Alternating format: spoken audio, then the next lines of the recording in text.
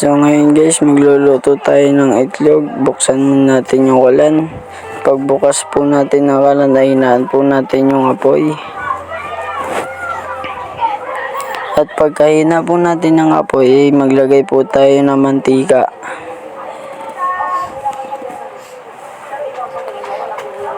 Ayun na po guys, maglalagay na po tayo ng mantika.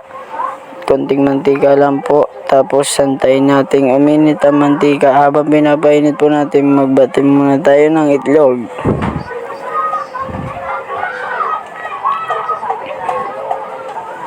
Ayan, lagyan na rin po natin ng asin.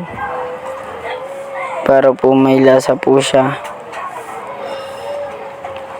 At ayun na po, mainit na po yung mantika at nilagay na po natin yung itlog.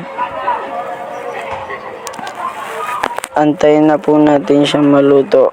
Halu-haluin po natin. Pwede na ilagay sa tapo. Yan po. Huwag niyo pong hahayaan pong masunog yung itlog. Hindi ka na pwede pumunta pa. Ganan-ganan niyo na lang po. Ang ganda.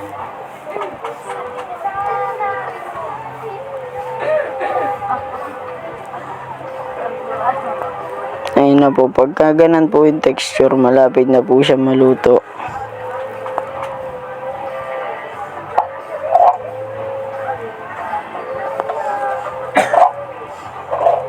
Ayan na po, malapit na po siya maluto. Halu-haluin lang po natin. Baligtarin po natin.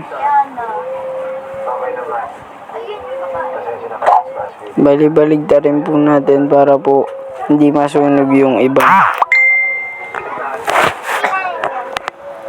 Ayan, pag ganun po ay malapit na po siya maluto.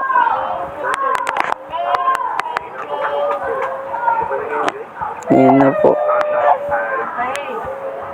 Ayan na po, malapit na po siya maluto. Ayan, luto na po siya.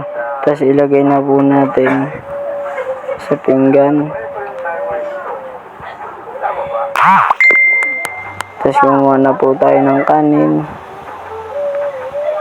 Pagkakuha po natin ng kanin ay okay na po, solve na po. Hindi na tayo magugutom. Bye-bye!